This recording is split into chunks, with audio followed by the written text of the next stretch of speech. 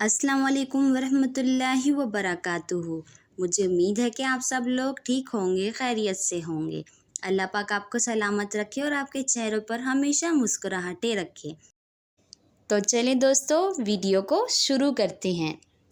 हज़रत सुलेमान अलैहिस्सलाम एक मर्तबा नहर के किनारे बैठे हुए थे कि इनकी निगाह एक चींटी पर पड़ी जो गेहूं का एक दाना लेकर नहर की तरफ जा रही थी। हज़रत सुलेमान अलैहिस्सलाम इसको बड़े गौर से देखने लगे।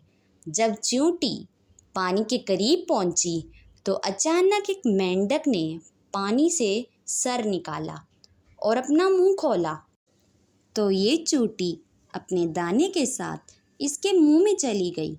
मेंढक पानी में दाखिल हो गया और पानी ही में बहुत देर तक रहा।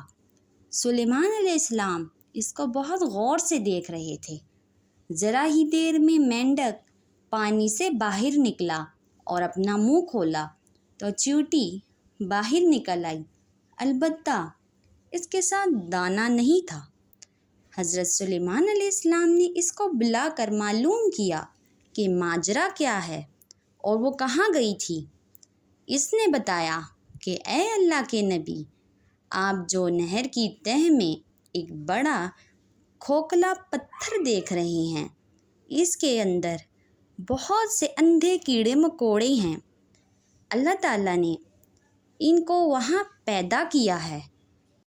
वो वहाँ से रिस्क तलाश करने के लिए नहीं निकल सकते, इसलिए अल्लाह ताला ने मुझे इनकी रोज़ी का ज़रिया बनाया है।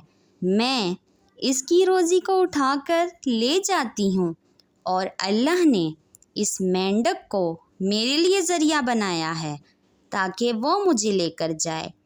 इसके मुंह में होने की वजह से पानी मुझे नुकसान नहीं पहुंचा पाता। वो अपना मुंह बंद पत्थर के सुराख के सामने खोल देता है।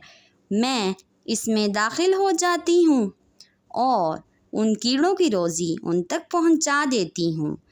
फिर पत्थर के सुराख से इसके मुंह तक आती हूँ तो मेंढक मुझे मुंह से बाहर निकाल देता है। हज़रत सुलेमान अलैहिस्सलाम ने कहा, क्या तूने इन कीड़ों की किसी तस्बीह को सुना? चींटी ने बताया, हाँ, वो सब कहते हैं, ऐ वो ज़ात जो मुझे इस गहरे पानी के अंदर भी नहीं भूलता। जज़ाकल्लाह।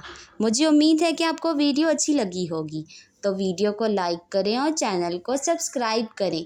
मिलेंगे और किसी अच्छी सी वीडियो में किसी और अच्छे से कंटेंट के साथ। तब तक के लिए अल्लाह हाफ़िज़।